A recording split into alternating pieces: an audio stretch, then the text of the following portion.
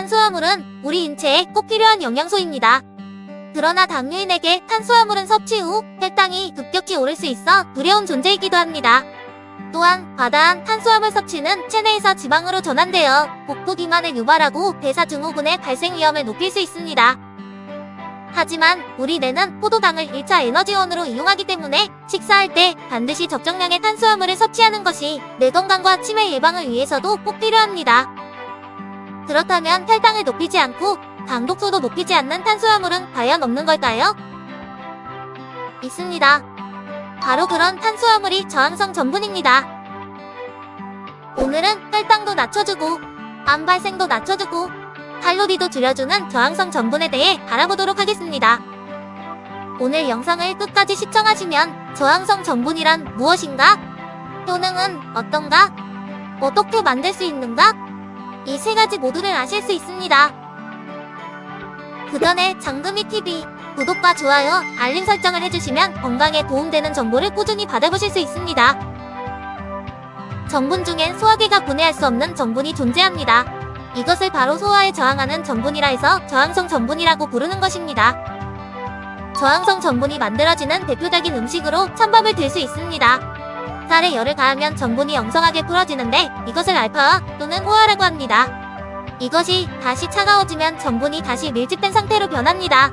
이것을 베타화 또는 노화라고 합니다. 떡, 밥, 빵이 시간이 지나면 굳어지는 것이 바로 이 전분의 노화 현상 때문입니다. 밥을 오래 씹으면 밥맛이 나는 것을 느낄 수 있습니다. 녹말이라고 하는 전분이 침 속 아밀라아제에 의해 엿당으로 분해되기 때문입니다. 이것이 계속 분해되어 포도당 입자들로 쪼개지면 포도당은 소장에서 흡수가 됩니다. 우리가 밥을 먹은 후 혈당이 올라가는 것은 소화효소에 의해 작은 입자로 분해된 포도당이 소장에서 흡수된 후 혈액으로 흘러들어가 혈당이 올라가기 때문입니다. 그런데 저항성 전분은 소장에서 분해되지 않고 대장까지 내려갑니다. 그렇게 되면 저항성 전분은 대장에서 유산균의 먹이가 되기 때문에 혈당을 빨리 올리지 않을 뿐만 아니라 대장의 환경도 좋아지게 만드는 것입니다.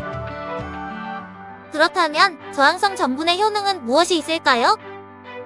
첫 번째, 혈당을 빠르게 높이지 않아 당뇨병 환자의 치료 및 예방에 도움을 줍니다.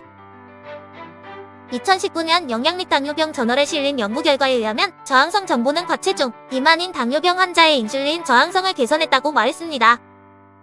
인슐린 저항성은 B형 당뇨병 발생의 가장 중요한 선행 요인입니다. 저항성 전분은 포도당으로 쪼개지지 않아 흡수되지 않기 때문에 인슐린 저항성이 개선되어 식후 혈당을 급하게 올리지 않습니다. 두 번째, 대장암을 비롯한 소화기계 암 위험을 줄여줍니다. 2022년 9월 미국 암연구협회 저널에 발표된 연구 결과입니다. 영국 뉴캐슬대 연구진은 린치 증후군이 있는 918명의 암 발생률을 추적했습니다. 린치 증후군은 50대 이전의 대장암, 자궁암, 난소암, 위암 등 암이 발생할 가능성이 높은 유전 질환입니다. 연구팀은 린치 증후군 참여자들에게 최대 4년간 매일 30g씩 저항성 전분 보충제를 섭취하게 하거나 미약을 섭취하게 했습니다.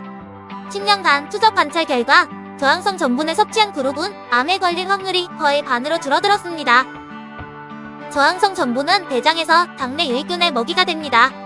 저항성 전분을 먹은 장내 유익균은 부티르산이라는 길이가 짧은 지방산을 만듭니다. 부티르산은 암을 억제하는 유전자의 기능을 활성화하고 암세포의 자연사를 유도합니다. 또 장점막의 손상을 막아 면역력을 높이고 당내 환경을 건강하게 유지합니다. 유해균의 증식을 억제해 과민성대장 증후군, 대양성대장염, 대장암 등을 예방합니다. 스트레스만 받으면 배가 아프거나 설사, 변비에 걸리시는 분들은 저항성 전분 밥을 드시면 과민성대장 증후군이 개선될 가능성이 높습니다. 세 번째, 다이어트에 좋습니다. 저항성 전분은 일반 전분보다 칼로리가 반에 불과합니다. 소화, 흡수의 저항에 다이어트에 도움을 줍니다. 섬유소가 아닌데도 식이섬유 역할을 해 포만감을 줍니다.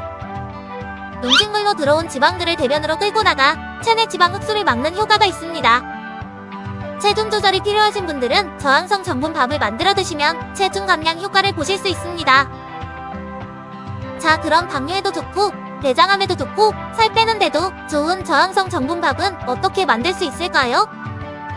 저항성 전분 밥을 만드는 첫 번째 방법, 밥을 지을 때 쌀의 3% 정도 양으로 엑스트라 버진 올리브 오일이나 참기름, 들기름 등의 식물성 오일을 넣어주는 것입니다. 쌀 1인분당 1에서 2티스푼 정도의 양을 넣어주시면 됩니다. 두 번째 방법은 밥을 최소 6시간 이상 냉장 보관하는 것입니다.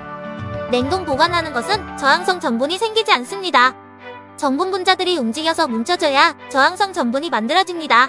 냉동 보관하면 전분 주변의 물이 순식간에 얼어버려 전분이 움직이지 못해 저항성 전분이 생기지 않습니다. 컵시 4도 정도의 온도에서 최소 6시간 이상 보관하는 게 가장 좋습니다. 특히 저항성 전분은 현미, 지리 등 통곡물과 콩류에 많이 들어있습니다. 현미밥과 잡곡밥을 만들 때 식물성 기름을 첨가해주시고 6시간 냉장 보관하면 저항성 전분이 풍부한 밥을 건강하게 드실 수 있습니다. 저항성 전분 밥을 만들어서 식혀두었다면 먹을 때 전자레인지에 다시 데워서 따뜻하게 먹으면 됩니다. 전자레인지에 데워도 저항성 전분이 없어지거나 하진 않습니다. 그렇다면 햇빵 같은 즉석밥을 냉장 보관하면 저항성 전분이 만들어질까요? 아쉽게도 즉석밥은 저항성 전분이 생기기 힘듭니다. 묵은 상태에서 제도, 가공의 상온 상태에서 미생물 증식과 부패를 막아 무화를 더디게 만들어 저항성 전분이 만들어지질 않습니다.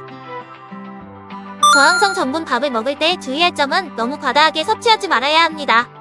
칼로리가 적다고 과다하게 먹을 시 위와 소장에서 소화가 잘 되질 않아 소화불량과 관련한 각종 증상이 생길 수 있습니다.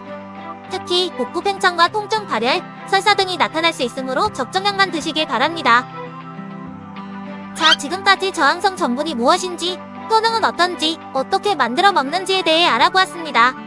저항성 전분 밥으로 당뇨도 예방하시고 대장암도 예방하시고 살도 빼셔서 건강한 생활 유지하시길 바라고요. 이 영상이 도움이 되셨다면 구독, 좋아요 부탁드리겠습니다. 도움이 되실 만한 가족과 지인분들에게 공유해주시면 감사하겠습니다. 항상 건강하시고 행복하시길 기도하겠습니다. 끝까지 시청해주셔서 정말 감사합니다.